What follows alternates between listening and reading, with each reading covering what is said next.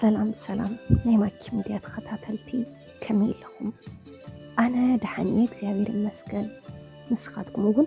ኣብዛ ዘለኹምዎ ሰላም ክትኾኑ ትምንታዩ እሞ ናይማኪ ሚድያ ተኸታተልቲ ንሎሚ ሕፅር ዝበለትን ኣዝያ መሳጢትን ኣመና መምሃሪትን ዝበልክዋ ዛንታ ናባኹም ሂዘያ ቀሪበ ኣለኹ ቅድሚ ናብቲ ዛንታ ምባለይ ግን ኣብዚ ቻናል ዝለቆም ዘለኹ ዛንታታት ናብ ኩሉ ሰብ ይበፅሕ ስለዘይለ ላይክ ብምግባር ነዛንታ ጀምርዎ ናፍዛንታ ክብለኩም ሰመን ክትታሊ ንሓደ ወዲ ሰብ ኣብ ህይወቱ ብጣዕሚ ወሰንቲ ዝበሃሉ ነገራት ኣለዉ እዞም ነገራት እዚኦም እውን ሓደ ሰብ ንኽነብር ቁልፊ ነገራት እዮም ከምቲ ሓደ ዓሳ ንኽነብር ማይ ዘድልዮ ሓደ ወዲ ሰብ እውን ንኽነብር ጥዕና የድልዮ ከምቲ ዝፍለጥ ሓደ ሰብ ጥዕና እንተዘይሃልይዎ ምንባሩ ትርጉም ኣልባ እዩ ንእሽተን ሰዓል መሳልን ተሒሙና ክንደየናይ ከም እንሳቐ ኩላትና ንፈልጦ እዩ ሳምራዊት ዝበሃል ትውልደይን ዕቤተይን ኣብ ከተማ ኣዲስ ኣበባ እዩ ገና ካብ ህፃንነተይ ፃዓርዓር እናበልኩ ይዓበየ ዓባይ ኣይከኣልን ዝበሃል መንፈስ ፍጹም የለን ንኩሉ ነገር ምሙካር የስፈቱ ዝኸብደኒ ነገር እንተሃልዩ ተስፋ ብዘይ ምቁራፅ ብተደጋጋሚ ሞኪረ የሳቆ ኣብ ንእስነት ዕድመይ ኩሉ ነገር ንኽኽእል ካብደይ እናተመሓርኩ ኩሉ ናይ ገዛ ስራሕቲ ክኢለዮ እየ ንዝኾነ ይኹን ነገር ብጣዕሚ ግድስቲ እየ ሓደ ነገር እንተሒዘ ቀልጢፈ ይሰድድን ብኡኡ ልክዕ እውን ከዓ ምስ ሰባት ዘለኒ ቅርርብ ብጣዕሚ ዝሰጠነ እዩ ኣብ ዙርያይ ብዙሓት መሓዙት ኣለውኒ ስድራይ እውን ብነፃነት ስለ ዘዕበዩኒ ከም ድላየይ ኮይነ ይዓበይ ዕድመይ ንትምህርቲ ኣኺሉ ትምህርትን ትጅምር ጉልበተይ ጉልበት ዝበልክየ ነይረ እቶም ምሳይ ዝመሃሩ ካባይ ድቕቕ ይብሉ ስለ ዝነበሩ ኣነ ዝለዓልኩ ተጠማቲትን ተፈታዊትን ነይረ ትምህርተይ እውን ጽቡቕ ይከታተል ስለ ዝነበርኩ ደረጃ ተሓዚት ኮይነ ብጽቡቕ ይመሃር መቸም ከዓ ግዘ ጠጠው ኢሉ ኣይፅበየካን እንድዩ ኣነ እውን ቀስ ብቐስ ዓመት ንዓመት ተራቢሖም ታሽዓይ ክፍሊ በጻሕኩ ኣብዚ ምትበፅሕ ንእሽተን ቋንቋ ስለ ዝቕየር ክኸብደኒ ኢለ ሓሲበ ዋላ እንተነበርኩ ግና ከምቲ ዝፈራሕኩ ወይ ነበረን ኣብ ሓፂር ግዜ ለሚደዮ እውን ብፅቡቕ ክመሃር ጀመርኩ ወለደይ ኣነ ኣብ ፅቡቕ ደረጃ በፂሐ ክሪኡኒ ብጣዕሚ እዮም ዝደልዩን ዝበህኩን ኣነ እውን ነዚ ሕልሞም እዚ ኣፀቢቐ ይፈልጥ ስለ ዝነበርኩ ናቶም ሕልሚ ኣሳኺዐ ኣብ ፅቡቕን ዝለዓለን ደረጃ በፂሐ ክሕጉሶም ብጣዕሚ ዝደሊ ንኡ እየ ከዓ ቀትሪ ለይትን እናፅናዕኹ ንኽልወጥ ዝሓስብ ዝኾነ ይኹን ሰብ ዕላማ እንተሃልይዎ ንዝኾነ ይኹን ዘጋጥሞ መሰናኽል ሰጊሩ ይዕወት እዩ ግን ኣብ መብዛሕትኡ ሰብ ከም እንዕዘቦ እንተድኣ ኮይኑ ናብ ዕላምኡ እናኸደ ዝኾነ መሰናኽል እንተጋጢምዎ ቀልጢፉ ተስፋ ብምቑራፅ ካብ ሕልሙ ይሰናኸል ኣነ ግና ኣሽንጓይ ካብ ሕልመይ ክሰናኸል ኣነየ ነቲ መሰናኽል መሰናኽሉ ኮይነ ዝፀንሖ 10ይ ክፍሊ ፍርቂ ከባቢ እዩ ኣብ ህይወተይ ሓድሽ ነገር ክፍጠር ጀመረ እዚ ዝተፈጠረ ነገር ኣብ ህይወተይ ዝኾነ ሕማቕ ነጥቢ ከየበላሽወለይ ይሰግእ ነይረ ሕልመይን ባህገይን ንምስኻዕ እውን ከየተኣጓጉለኒ ዓብዪ ፍርሒ ነይሩኒ ግና ምንም ኣይፈጠረለይን ብኣንጻሩ እዩ ኮይኑ እቲ ዝተፈጠረ ሕልመይን ከሳክዖ ዝደለኹ ነገርን ሰጊአ ዝነበርኩስ ንሱ ግን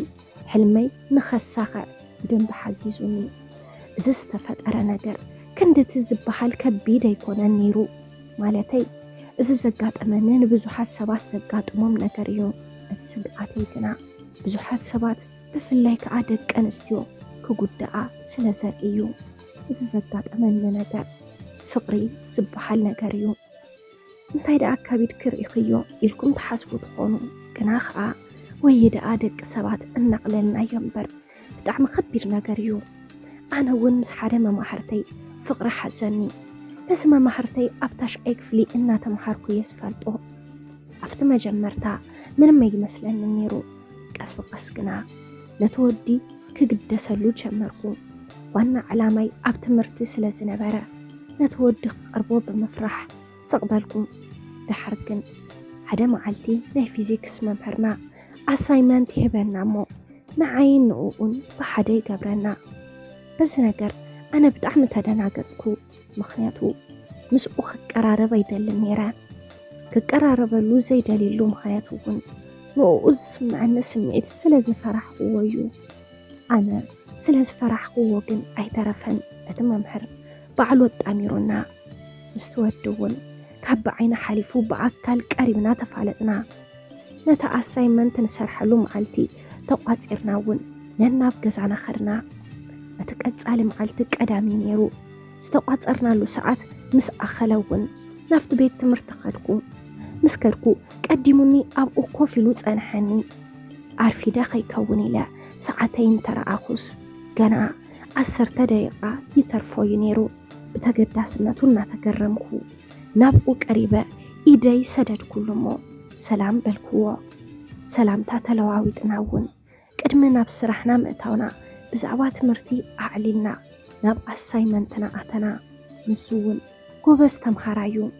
በዚ ዝተለዓለ ናይ ክልቴና ሓሳብን ፍልጠትን ተዳሚርዎ ነቲ ኣሳይመንት ቀልጢፍና ወዳእና 100% እውን ከም ነምፅእ ተዓማሚና ሰራሕናዮ ዝወዳእና እውን ንእሽተ ነዕለልና እሞ ከፋን ወኪሉ ተታሒዝና ኺድና ምስኡ ኣብ ሓንቲ መዓልቲ ጽቡቕ ተቐራረብና ንሱ እውን ከምቲ ዝፈርሖ ዝነበርኩ ዓይነት ሰብ ኣይኮነን ደስ በሃልን ሰሓብን ሰብ እዩ ብርግጽ ንሰብ ኣብ ሓንቲ መዓልቲ ክትፈልጦ ይትኽእልን እንዲኻ ግና ኣብታ ሓንቲ መዓልቲ ትግንዘቦ ነገር ኣይጠፍእን ኣነ እውን ኣብ ሓንቲ መዓልቲ ዝበዝሕ ነገሩ ተመቺኒ ቀዳምን ሰንበትን ሓሊፉ ሶኒ እቲ ዝሰራሕናዮ ኣሳይመንት ነቲ መምህር ሃብናዮ ናይቲ ዝሰራሕናዮ ኣሳይመንት ነቲ መምህር ዝሃብናዮ ኩልና ውፅኢትና ክንርኢ ተጸበና ናይ ክልቴና ረአየ እሞ ንዓይን ንኡን ፀዋዐና ክልቴና ናብቲ መምህር ቅርብ በልና እሞ እቲ መምህር ንክልቴና ርኢ የቢሉ ኣጣቕዕሎም በለ እቶም ተምሃሮ እውን ኣድሚቖም ኣጣቐዑልና ምክንያቱ ነቲ ኣሳይመንት ከምቲ ዝሓሰብናዮ 100% ኣምፂና ኢና ነርና ብኸምዚ ዝጀመረ ርክብ ክልቴና ካብቲ ዕለት መሓዙት ኮይና ምቅርራብ ጀሚርና ዝበዝሕ ግዜ እውን ኣብ ውሽጢ ክፍሊ ብሓደ ኮፍ እናበልና ትምህርትና ንቐፅል ከምዚ እናበልና ርክብና እንታይ ምዃኑ ብዘይፍለጥ መልክዑ ንኸባቢ ዓመት ምስ ፀናሕና ኣብ 10 ክፍሊ ፍርቂ ከባቢ ንሱ ንፍቕሪ ሓተተኒ ኣነ እውን ንኡ ስምዒት ከም ዘለኒ ይፈልጥ ነይረ ግና ከዓ ፍርሒ ስለ ዝነበረኒ ንሕትኡ ከይመለስኩሉ ሶምን ገይረ ድሕሪ ሶምን ግና ኣነ እውን ሓሳበይ ክስብስብ ብዘይምኽኣለይ ረኸብክዎ እሞ ንፍቕራዊ ሕትኡ ተቐበልክዎ ንሕትኡ ምስ ተቐበልክዎ ንሱ ሓጎሱ ክቆፃፀሮ ይከኣለን ምክንያቱ ብጣዕሚ ዘፍቅረኒ ኣነ እውን የፍቅሮ እየ ግና ከዓ ከምቲ ዝበልክዎ ፍርሒ መሳሊ ነይሩኒ እምበር ፈጣሪ ግና ኩሉ ነገር ባዕሉ ከም ዝሓስቦ ስለ ዝገብር ንክልቴና ብኣሳይመንት ገይሩ ኣራኺቡ ሕዚ ከዓ ናብ ፍቕሪ እትወና ኣብ ፍቕሪ እውን ከምዛ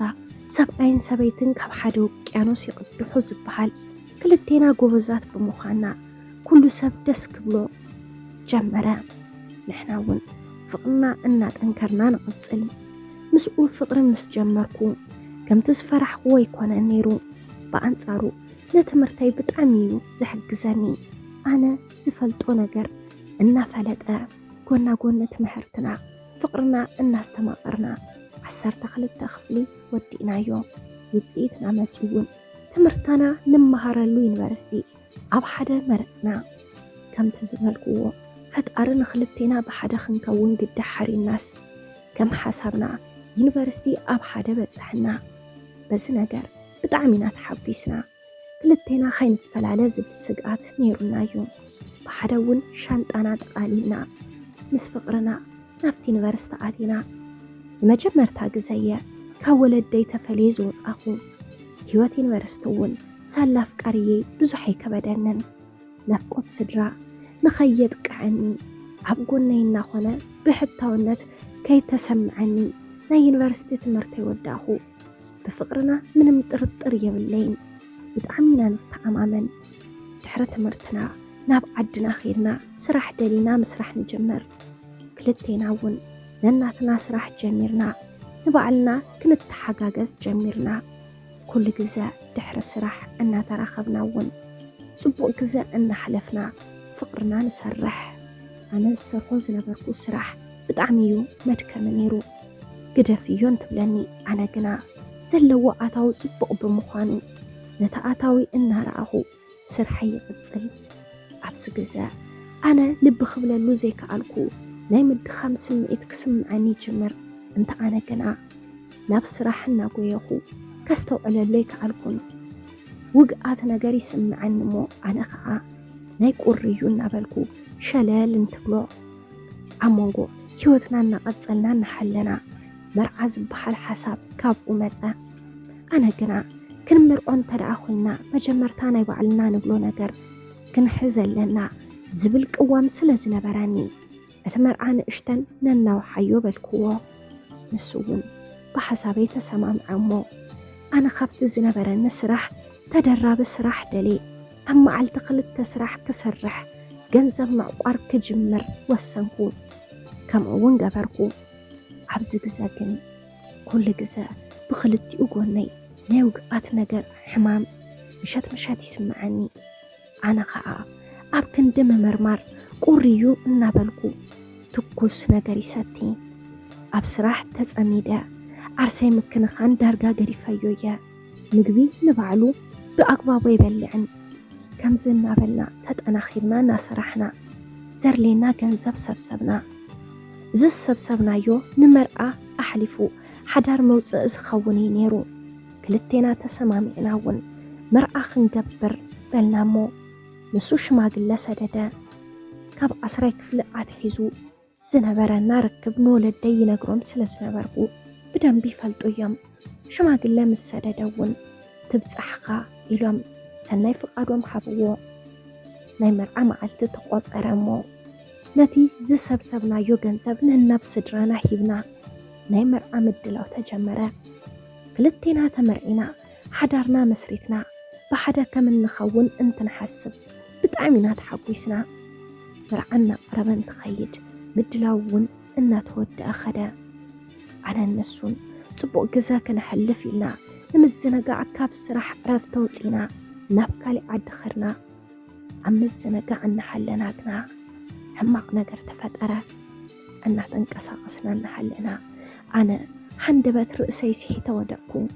تدنا يزو ناب هوسبيتال حيزو نخدا ملوء ليتي مرمرة أنا تقبر اللي حدا رمو ننكيو الدكتور اتوزي يتحيزو ناباي متسمو بدنقص نجراني مسوون بلتي أكلاليتي فيل كمز جبران عبري مودة درجة بزحو نموت كمز تقارب كن نجراني موت المرعن بحد يخون ديو أنتعي سبلوج أيقوني لكا اتقرز مثلا نزنبرا وقعتس كلاليتي نيرو نات دكتور نفكاري بزعبو وكي نقرو نقرقو ومو كالي نقر نخنقرو مخرقو انت دكتور كن أزي موياي فقدلين يلو أبيني كنا أنا بتعمل منا نات دكتور أمانقو كفتو هوسبيتال وزينا نابقسانا تملسنا انت أنا كنا اتوزيت مسامعه بخيات طرحية خوينا ولدينا تمرعى بتحقواس انتدالو انترئي بتعمي حزن مستفكاريين نحلخو سق إلي نبع مخنياتي كردو أيك علن انت حتاني ملسي هبون حدا معلتقن كل نقر قوة مسوون بتعمي حسنة مسايون كابلبو بخيا دحرقنا اتمرعى كمن نفد صمون كل نقر بفتعار 5 خونن نقراني بناتو تدفاف أنتون اتمرعى تفتسما أفتمرعى قن أبكن تتحقواس حزن زعسالو جنيرو ميمسال مسحق قنا أب حزنينا نيرنا دحر مرعنا ون نعين مدحن فوقدو ما تجألت نخلل كساب حزوون نمكر لنا سل الزحوات كباي تمحيركم سخونا نحمام سمعتن تسمعكم شيك مقبار أي تحمقون سلام نماكي مليات خطاتلتي نلومي حزالكم قريبا سنباركو زانتا نزي مسل نيرو كاب زانتا 5 تمحارك ملو أي قرات أرن ኣብዚ ቻናል ሒዝናልኩም ንቐርብ ዘለና ዛንታታት ናብ ኩሉ ሰብ ይበፅሕ ስለዘየለ ላይክ ምግባር ኣይትስነፉ። ኣብዚ ቻናል ሳብስክራይብ ዘይገበርኩም ሰባት እንተደኣ ሓሊኹም ሳብስክራይብ ብምግባር ነታ ናይ ደወል ምልክት ብምንካእ ናይ ቻናልና ናይ ወትሮ ተኸታተልትና ክትኾኑ ንለቦ። ኣብዚ ቻናል ሓሳብ ርእይቶ እንተደኣ ሓሊኩም ኣብ ናይ ኮመንት መፅሓፍ ቦታ ሓሳብ ርእይቶኹም ክትገድፉልና ትኽእሉ ኢኹም። ብቐፃሊ ብኻሊእ ዛንታ ብኻሊእ መደብ ብኻሊእ ሓሳብ ክሳብ ንራኸብ ክሳብ መወዳእታ ምሳና ስለ ዝፀናሕኩም ካብ ልቢ እንዳመስገና በዚ ክንፈለየኩም ሰሰናዩ።